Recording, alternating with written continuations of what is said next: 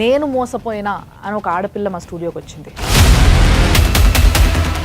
4 years నుంచి ఒక అబ్బాయిని లవ్ చేసినాను. ట్రావెల్ అయినాము 7 times వెళ్ళి 7 times అతనికి ఎగ్స్ డొనేట్ చేసి మనీ ఇచ్చాను. ఏం ఎగ్స్? పిల్లల కోసం అని. ఈమె చెప్పే సబ్జెక్ట్లో సడన్గా అది ఎక్కడి నుంచి వచ్చిందో అర్థమవుతలేదు. ఆ తర్వాతకు ఒక 2 ప్రెగ్నెన్సీ వచ్చినాయి. మీరిద్దరు కలిసి ఉండేటోళ్ళు? రిలేషన్లో ఉన్నాం. ఆమెకి ఎక్కడ కొంచెం గిల్ట్ లాంటిది కూడా ఏమీ లేదు. నా దాకా వచ్చేంత వరకు తెలియదు. పెళ్లి చేసుకో అంటే నువ్వు గలీజ్గా నువ్వు చేసినావు, అతనితో పోయినావు, పడుకున్నావు అని అట్లా ఒప్పించి లాస్ట్కి నేను ఒప్పుకున్నాక కూల్ అయిపోతాడు. ఇప్పుడు దీంట్లో అరెస్ట్ చేశారు అమ్మాయిని. ఒకసారి చనిపోదామని ఊరేసుకున్నాను. బుద్ధి ఉందా నీకేమన్నా? ఫిజికల్ రిలేషన్షిప్ ఏం లేదంటావా? అయితే కలిసిన్నా పడుకున్నానా అంటే నాకేం గుర్తులేదు. ఆమెతో మాట్లాడినంత వరకు గుర్తుంది నాకు. ఏంటి గుర్తుకు లేదా? చేయలేని వ్యక్తి ఎంత ధైర్యంగా ఉంటాడనేది అతని మాటల్లో లేదు. అసలు నీకు ఏం న్యాయం కావాలని చూస్తున్నావు నువ్వు? ఫస్ట్ ఆఫ్ ఆల్ పెళ్లి చేసుకోవాలనుకున్నాను. పెళ్ళి అంటే చాలా ఇష్టమా నీకు?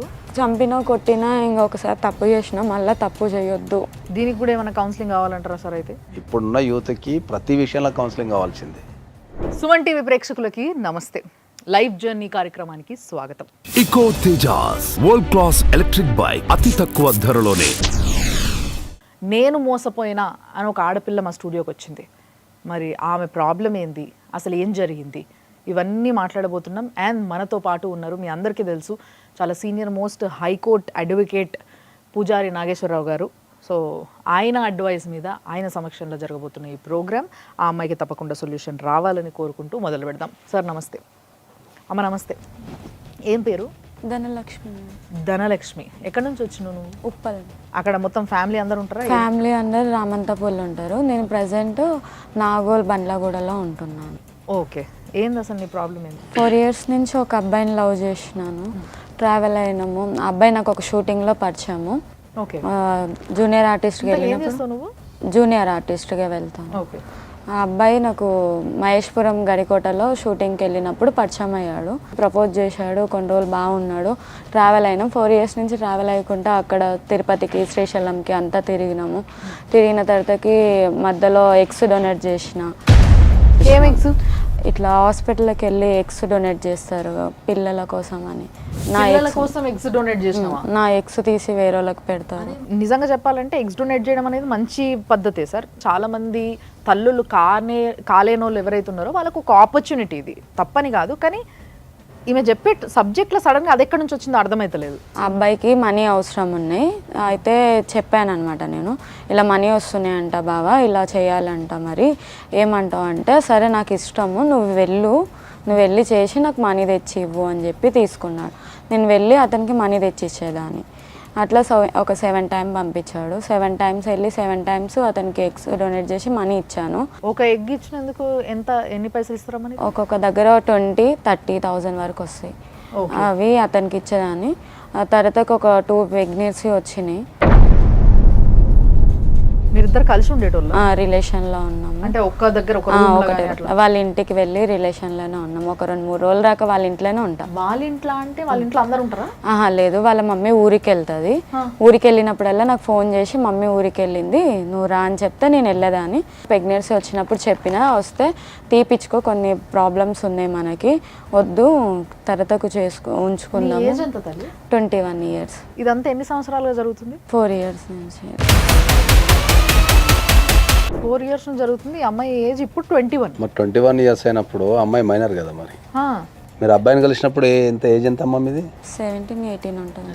అంటే ఆ లెక్కన ఈ అమ్మాయి 1.5 years ఆ పిల్లోడితోని మైనర్గా ఉన్నప్పుడే రిలేషన్లో ఉంది. అవును. మరి నువ్వు మైనర్ అని తెలుసా ఆ అబ్బాయికి? తెలుసు. చదువుకోలేదా నువ్వు? చదువుకోలేదు. 5th వరకు చదువుకున్నాను. తర్వాత ఫ్యామిలీ ప్రాబ్లం వల్ల జాబ్ చేసుకుంటా ఉన్నాను. ఏం చేస్తారు మీ అమ్మ నాన్న? నాన్న లేడు, మమ్మీ కంపెనీలో పనిచేస్తుంది. అదే కంపెనీలో నేను పనిచేసేదాన్ని మమ్మీతో పాటు. అక్క చెల్లెళ్ళు అన్న తమ్ముళ్ళు ఉన్నారు? ఒక అక్క, 3 అన్నయ్యలు, ఒక తమ్ముడు ఉన్నారు. ఎగ్గులు అమ్మి ఆయనకి పైసలు ఇచ్చినావు కదా ఉత్తముడికి, మరి అట్లా మీ ఇంట్లోకి ఎప్పుడైనా కష్టం వచ్చినప్పుడు ఆ పని చేసినావా? ఇంట్లో కోసం చేయలే, కానీ వచ్చిన అమౌంట్లోనే కొంచెం మమ్మీకి ఇచ్చేదాన్ని. మమ్మీ బాధపడేది, చెయ్యకు అంటే మమ్మీతో కొట్లాడి ఈయన కోసం చేసేదాన్ని. చెప్పి వెళ్ళేదాను ఎగ్గియడానికి. అంటే ఫస్ట్ టైం చెప్పలేదు, సెకండ్ టైం ఎక్కడికి వెళ్తున్నా అంటే ఇట్లా సంగతి ఇట్లా వెళ్తున్నా, ఇలా వెళ్తా మనీ వస్తాయి అని చెప్పి వెళ్ళేదాన్ని. మమ్మీ బాగా ఏడ్చేది, ఏడ్చి వద్దు పోకు అసలు అది చేసి సంపాదించాల్సిన అవసరం లేదు అని చెప్తే నేను గొడవ పడి మరీ వెళ్ళేదాన్ని. మమ్మీ ఒప్పుకోకపోయినా తిట్టి మరి ఆయనకు డబ్బులు ఇవ్వాలని. ఆమెకి ఎక్కడ కొంచెం గిల్ట్ లాంటిది కూడా ఏమీ లేదు. తల్లి వద్దంటుంది, ఇంట్లో ఏడుస్తుంది, మైనరు. ప్రేమ కోసం ఆమె. అయితే నాకు 2017లో పెళ్ళయింది. అయితే అవి డివోర్స్ అయిపోయినాయి. అంటే నార్మల్గా బ్యాంక్ పేపర్ రాసుకొని విడిపోయాను. అంటే అది పెద్దలు కుదిరించిన పెద్దలు కుదిరించిన పెళ్ళి. ఇక్కడ ఉన్న ప్రాబ్లం ఏంటంటే పెళ్ళి మైనర్ ఉన్నప్పుడు పెళ్లి చేశారు కదా, మళ్ళీ 1 వీక్లోనే పెద్ద మనుషుల దగ్గర విడాకులు తీసేసుకున్నారు, కోర్టుకు సంబంధం లేకుండా. ఎగ్జాక్ట్లీ. ఆయనతో కలిసి ఉన్నది వారం రోజులు. మండే పెళ్ళైంది, సండే కల్లా వచ్చేసి. ఏంది ప్రాబ్లం ఏంది మరి ఆయనతో? అంటే ఆయన నాకన్నా కొంచెం ఏజ్ ఎక్కువ, కానీ ఈ అబ్బాయిని ప్రేమించిన అని చెప్పి ఈ అబ్బాయికి నేను ఓపెన్గా అన్నీ చెప్పుకున్నా. ఇంకొకటి మా కాలనీలో ఒక అక్క వాళ్ళు ఉంటారు. అంటే మా మమ్మీ అక్క పనికి వెళ్ళినప్పుడు ఇంట్లో ఒక్కదాని ఉన్నప్పుడు పక్కింటి అక్క వాళ్ళ ఇంట్లో వెళ్ళి కూర్చుంటుండే. వాళ్ళు కొంచెం నా పని చేసేటోళ్ళంట. అప్పుడు నాకు తెలియదు, మనీ కోసం డబ్బుల కోసం బయటికి వెళ్తారంట. ఆమె కాలనీలో అందరికీ కొంచెం బ్యాడ్ కదా, ఆమెతో తిరిగేసరికి నాకు కొంచెం బ్యాడ్ పేరు వచ్చింది కాలనీలో. అమ్మ నీకు ఒక మంచి మాట చెప్పనా ఇక్కడ నేను. బేసిక్గా మనిషికి చచ్చిపోవడం ఈజీ, బతకడమే చాలా కష్టం. ఆ కష్టమైన పనిని కూడా చెయ్యాలనుకున్నప్పుడు ఏది చేయడానికి వెనక కోరుకుందరు. సో అందులో వీళ్ళు ఒక రకం అంతే. వాళ్ళు చేసింది ఎంతవరకు చెడ్డ పని మంచి పని అనేది సమాజం మాట్లాడుకుంటుంది, దాన్ని పక్కకు పెడితే. కానీ నువ్వు చేసిన పని ఏంటిదో తెలుసా నీకు? మంచి పనా చెడ్డ పనా నువ్వు చేసింది? చెడ్డ పని. తెలుసా నీకు అది? ఇక్కడ ఇష్టం అనగానే మొత్తం అన్ని సమర్పయామి అయిగా.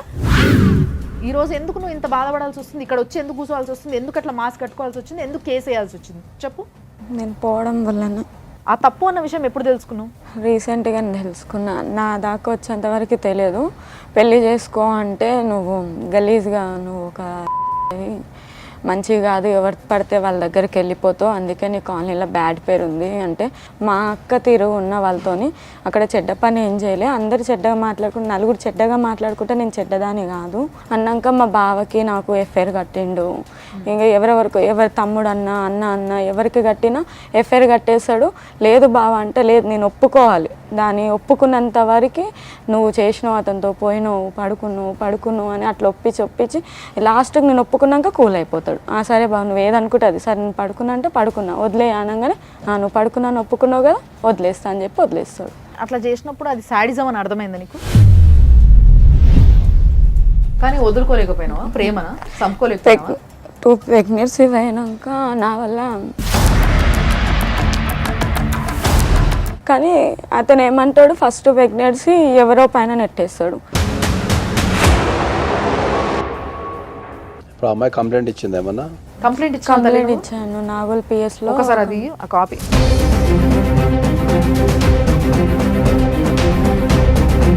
సో ఈమె ఇచ్చిన కంప్లైంట్ ప్రకారం ఏంటంటే ఇక్కడ మనకు 417, 420, 376 క్లాస్ 2 పెట్టారు.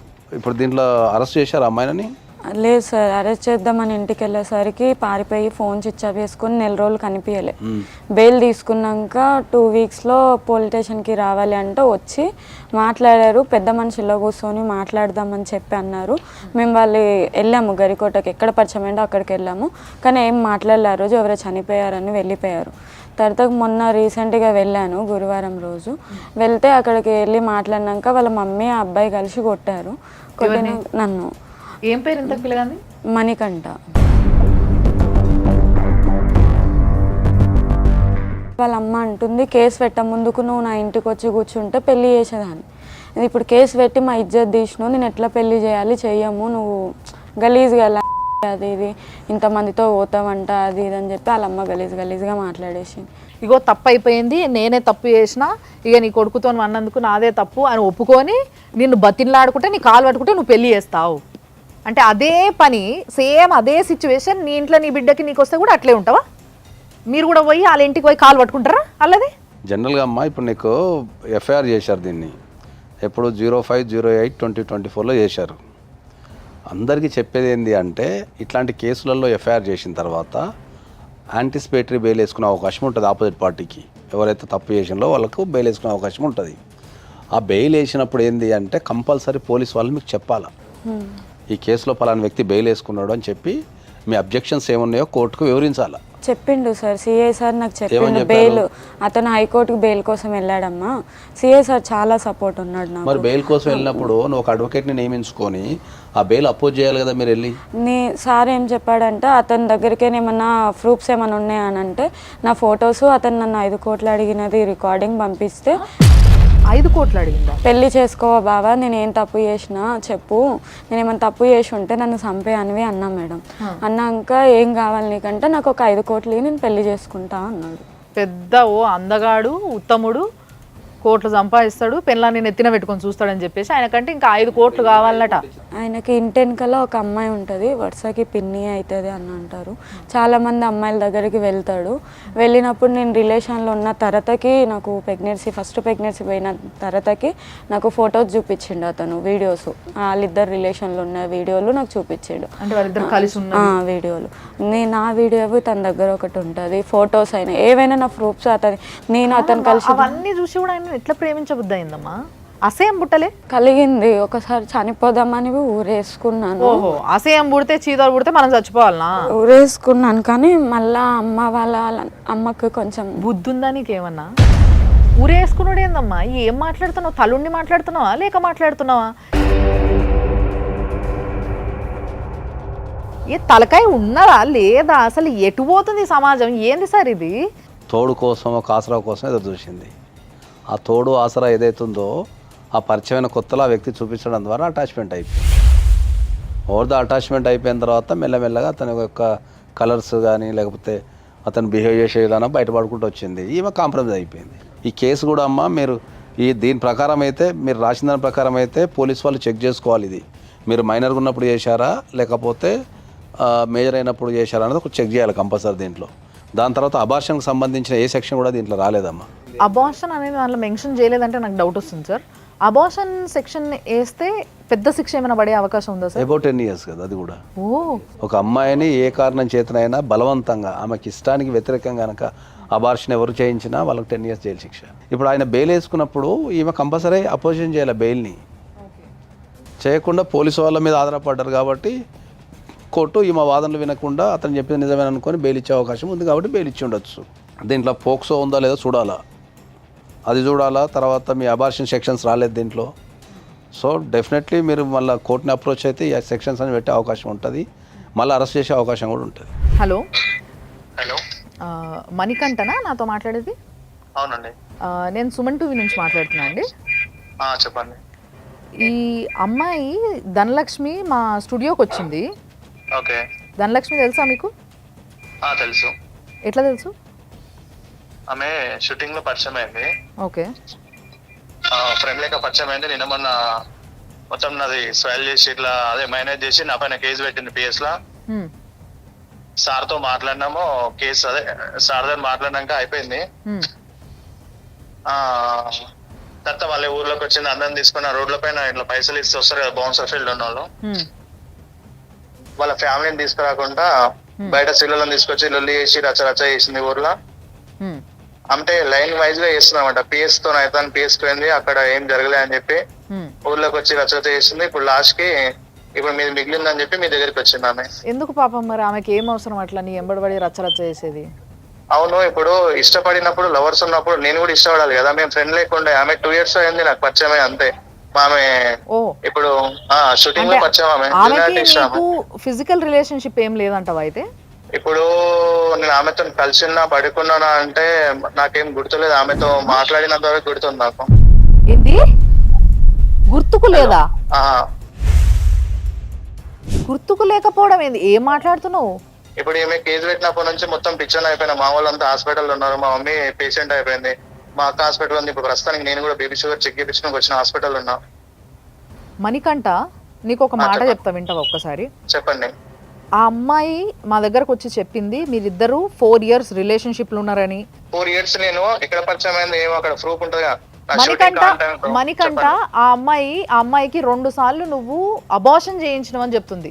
అవును, అక్కడ ప్రూఫ్ ఏముంది? నేను చేయించలే అంటున్నా, ఆమె చేయించింది అంటుంది, నేను చేయించలే ఆ అంటున్నా. అమ్మాయి మరి ఏ హాస్పిటల్లో అయితే అబార్షన్ చేయించుకుందో ఆ హాస్పిటల్కి వెళ్ళి అక్కడ నుంచి సర్టిఫికేట్ తీసుకుంటే అన్నీ తెలుస్తాయి. తెలుసా నీకు అది?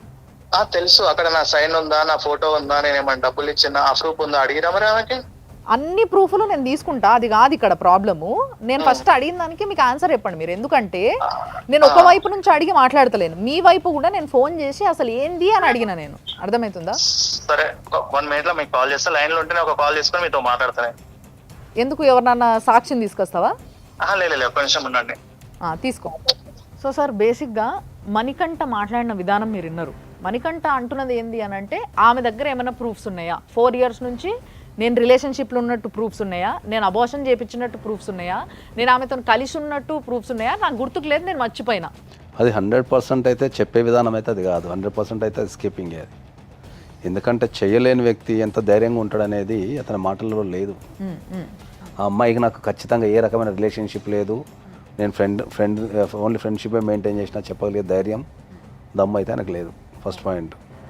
రెండోది, ఎప్పుడైతే మీరు ఫిజికల్ రిలేషన్షిప్ ఉందా లేదా అని అడిగినప్పుడు ఆయన చాలా స్పష్టంగా లేదు అని చెప్పకుండా నేను మర్చిపోయినా అంటున్నాడు. ఎటువంటి ప్రూఫ్స్ లేవు కాబట్టి ఆ అమ్మాయి నన్ను ఏం చేయలేదు అనే స్టేజ్లో ఉన్నాడు ఇప్పుడు అబ్బాయి. సరే, ఇప్పుడు నీ దగ్గర ఏమైనా ప్రూఫ్స్ ఉన్నాయా?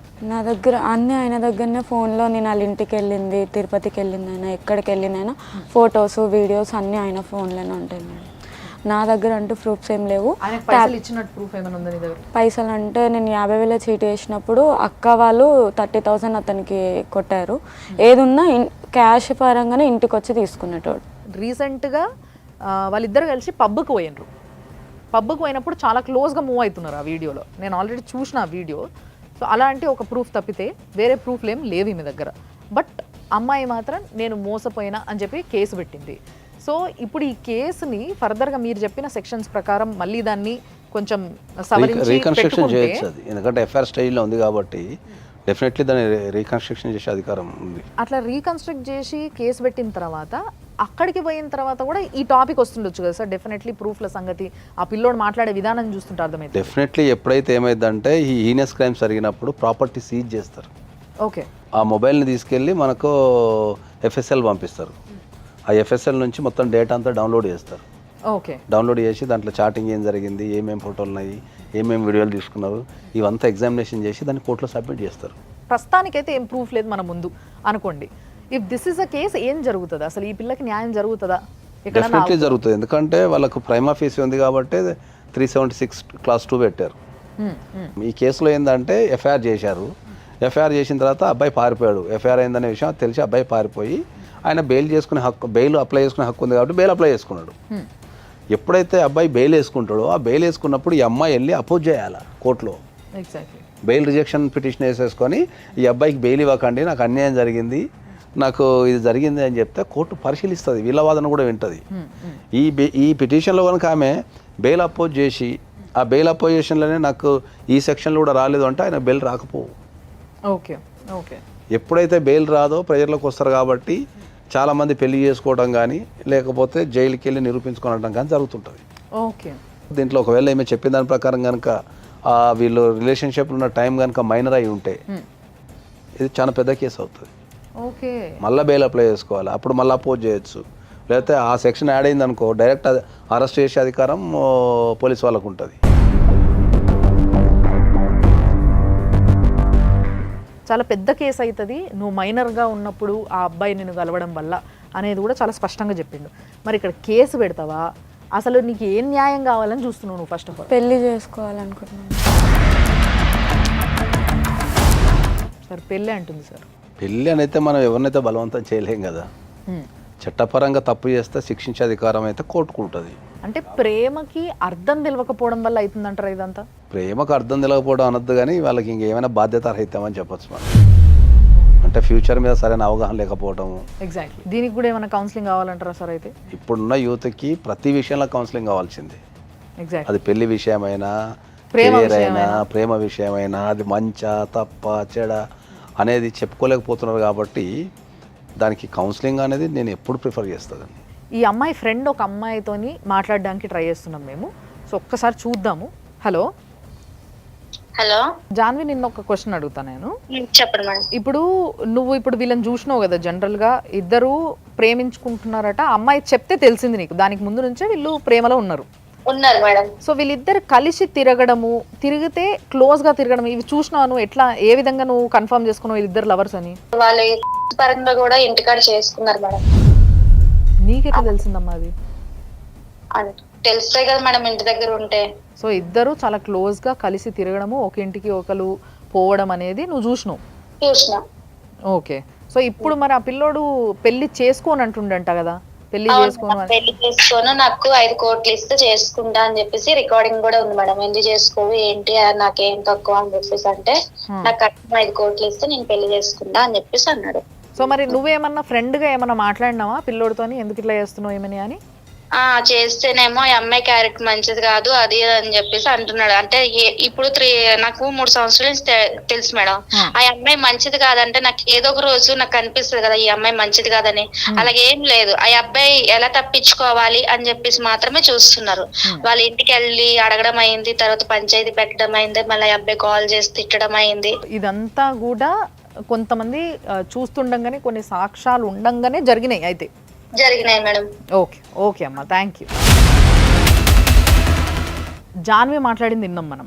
యాక్చువల్గా దానికి ప్రూఫ్ అనేది ఒకటి అడుగుతారు కదా ఎప్పుడైనా కూడా. ఆ అమ్మాయి ఇంటి పక్కనే ఈ అమ్మాయి ఉండడం, ఆ అబ్బాయి వచ్చిపోవడం, ఈ అమ్మాయి వాళ్ళ ఇంటికి వెళ్ళడం, ఇద్దరు కలిసి ఒక 2-3 రోజులు కలిసి ఉండడం ఒక ఇంట్లో, మళ్ళీ ఆ అబ్బాయి వచ్చి కొట్టడం, తర్వాత ఆ అబ్బాయి ఈ అమ్మాయి మంచిది కాదు అని చెప్పి మాట్లాడడం, విడిపోవడం, కలవడం, ఇదంతా జరిగింది. ఇదంతా నేను చూసిన. ఆ అబ్బాయి తిట్టిండు, బూతులు తిట్టిండు, ఇది కూడా నేను విన్నా.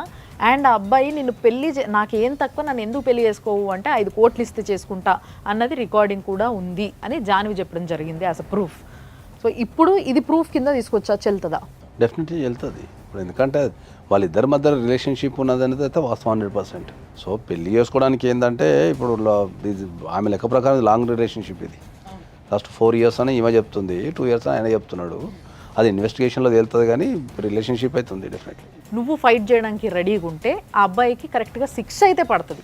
ఎందుకంటే నిన్ను మోసం చేసినందుకు, నీ దగ్గర పైసలు తీసుకున్నందుకు, నిన్ను వాడుకున్నందుకు, పెళ్లి చేసుకుంటా అని చెప్పి నిన్ను అన్యాయం చేసి ఇడిచేసినందుకు. మరి ఇప్పుడు నువ్వు ఏం చేద్దాం అనుకుంటున్నావు అని చెప్పు. ఆయనకు శిక్ష పడదని అనట్లేదు మేడం, పడాలి. కానీ ఇదంతా అందరికీ మా మమ్మీ వాళ్ళ తరపున వాళ్ళకి తెలిసింది. ఇలా చేసినాక ఎవరు నన్ను పెళ్లి చేసుకోరు. మేబీ తెలిసినాక ఈ అమ్మాయి ఇలా తిరిగింది. నాకు ఒక డౌట్, పెళ్ళంటే చాలా ఇష్టమా నీకు? లేదు, చంపినా కొట్టినా ఇంకొకసారి తప్పు చేసినా మళ్ళీ తప్పు చేయొద్దు. ఉంటే ఆయనతోనే ఉండాలి, చచ్చిపోతే ఆయనతో చనిపోవాలి. ఆ మచ్చని నువ్వు చెరపలేకపోవచ్చు, కానీ తల్లికి సహాయంగా బతకచ్చు కదా. పాప మా అన్నయ్య వాళ్ళు రానివ్వట్లేరు, రానిస్తలేదు. తల్లి క్షమిస్తుంది రేపు కాకపోతే ఎల్లుండి, తెలుసా నీకు?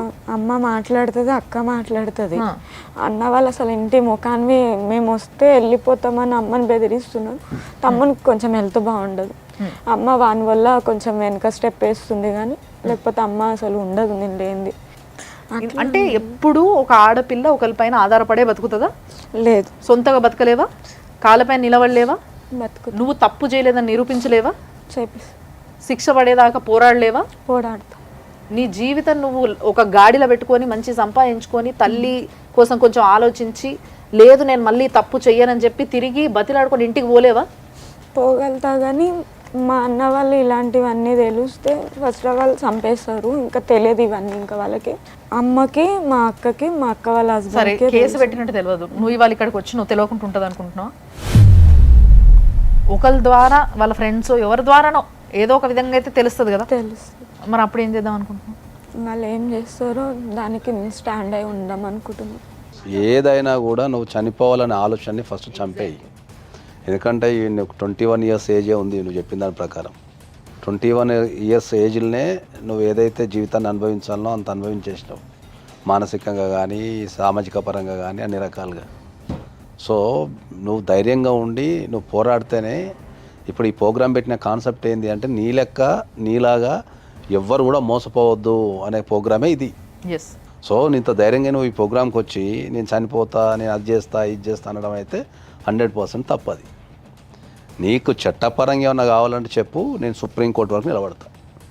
ఏ రోజు ఒక్క రూపాయి తీసుకోకుండా నీకు సుప్రీంకోర్టు వరకు చట్టపరంగా నా వరకు సాధ్యమైనంత వరకు నేను చేయగలిగే సాయం చేస్తాను. నీకు నిజంగా అన్యాయం జరిగితే నువ్వు వానికి జైలు శిక్ష అయ్యి ఆ రోజు నువ్వు విజయం సాధించినట్టు. కాబట్టి ఇప్పటికైనా కెరీర్ మీద దృష్టి పెట్టు. ఫస్ట్ కెరీర్ మీద దృష్టి పెట్టి ఇంకేమైనా చదువుకోవడం లాంటి ప్రోగ్రామ్స్ ఏమైనా కానీ, ఒక మంచి వర్క్ చేయడం కానీ, లేదంటే ఏదైనా బిజినెస్ సంబంధించినది ఏదైనా చిన్న బిజినెస్ అయినా సరే ఏదైనా సాధ్యమైనంత చేసి పోరాటం నేర్చుకో. అది ఇప్పుడు నువ్వు నీకు ప్రధానంగా ఉన్న ఇబ్బంది ఏంటంటే నీకు ఇంట్లో సరైన గైడ్లైన్స్ లేక, అంటే ఒక తోడు లేక, అంటే చెప్పేవాళ్ళు లేక నువ్వు ఇటువంటి స్నేహానికి వెళ్ళాల్సి వచ్చింది. ఇంట్లో వాళ్ళు కనుక సరిగ్గా చెప్పగలిగి నీకు ఇంట్లో ఎవరన్నా నిన్ను అర్థం చేసుకొని నీకు సహాయంగా నిలబడి ఉంటే ఈ సిచ్యువేషన్ రాకపోవు. ఓకే, నువ్వు చదువుకోకపోవడం వల్ల కూడా నువ్వు వర్క్ చేయాల్సిన పరిస్థితి ఏర్పడ్డది. ఇప్పటికైనా కూడా మీరు చదువుకోవచ్చు. ఇప్పటికీ మనకు భారతదేశంలో చదువుకోవడానికి ఎన్నో అవకాశాలు ఉన్నాయి. ఇంకా పని ఏతో సంబంధం లేకుండా ఇప్పటికీ మీరు పని చేసుకోవచ్చు, వర్క్ చేసుకోవచ్చు, జాబ్స్ ఉన్నాయి. నువ్వు స్ట్రాంగ్గా నిలబడి ఈ ప్రపంచానికి నువ్వు నిరూపించాలా. ఇంత జరిగినా కూడా నిలబడ్డా అతనికి శిక్ష చేసినా అని. నువ్వు నిజంగా కనుక నీకు అన్యాయం జరిగిందని నువ్వు ఫీల్ అయితే దానికి కరెక్ట్ రెమెడీ అతనికి శిక్ష వేయటమే. శిక్ష వేసేంత వరకు నువ్వు నిద్రపోకుండా పోరాటమే correct remedy. Thank you so much sir. నిజంగా మీలాంటి ఒక అండ ఉండడం వల్లనే ఈ ప్రోగ్రామ్ ఇంత అద్భుతంగా సాగుతుంది అండ్ చాలామంది మన దగ్గరకు వస్తున్నారు. సో తప్పకుండా ఈ అమ్మాయికి న్యాయం జరగాలి అని మనస్ఫూర్తిగా నేను కూడా కోరుకుంటున్నాను. అండ్ తప్పకుండా నీకు తోడున్నాము, కానీ నువ్వు పోరాడితేనే జరుగుతుంది. అది మధ్యలో లేదు, నేను పోరాడను, నా వల్ల కాదు, నేను అలసిపోయినా, నేను బతకను, నేను చచ్చిపోతా, ఇవన్నీ మాట్లాడితే వేస్ట్ మాట్లాడతారు. వాటిని అవి ఎందుకు పనికిరావు జీవితంలో బాగుపడడానికి. అర్థమైందా? వాడంతలా వాడు మళ్ళీ నీ కాళ్ళ దగ్గరకు వచ్చి నేను చేసింది తప్పు, నేను పెళ్లి చేసుకుంటా అనే వరకు నేను తీసుకొస్తా అనుకో, తప్పులేదు. కానీ వాడు లేకపోతే నాకు జీవితం లేదు, నేను వాడిని పెళ్లి చేసుకోకపోతే చచ్చిపోతా, ఇవి కాదు మాటలు. Thank you sir, thank you so much, thank you అమ్మా. చూశారు కదా, ఇలాంటివి ఎన్నో, కొన్ని మాత్రమే బయటకు వస్తుంటాయి. బయటికి రాకుండా మోసపోయి ఏం చేయాలనో అర్థం కాక గిలగిల కొట్టుకుంటుంటాయి కొన్ని ప్రాణాలు. వాళ్ళందరికీ చెప్తున్నా. కాబట్టి దయచేసి ధనలక్ష్మి వాళ్ళ అన్నతమ్ముళ్ళకైనా మిగతా వాళ్ళకైనా కూడా నేను చెప్పేది ఇదే రిక్వెస్ట్. ఏంది అని అంటే, ఆ పిల్ల తప్పు చేసిందంటే ఆ పిల్లది ఒక్కరిదే కాదు, ఇంట్లో ఉన్న ప్రతి ఒక్కరిది ఎంతో అంత తప్పు ఉంటుంది. దాన్ని మీరు కూడా సరి చేసుకోవాలి. కాబట్టి ఇది ఒక్కటి కన్సిడర్ చేసి ఈ విధంగా కొంచెం మిగతా వాళ్ళందరూ కూడా ఇది ఆలోచిస్తారని కోరుకుంటూ, తప్పకుండా ధనలక్ష్మికి న్యాయం జరిగేంత వరకు పోరాడతామని ప్రామిస్ చేస్తూ ఈరోజు ఈ ప్రోగ్రామ్ని ఇక్కడనే ఎండ్ చేస్తున్నాం. చూస్తూనే ఉండండి మీరు అందరూ లైఫ్ జర్నీ సుమన్ టీవీలో.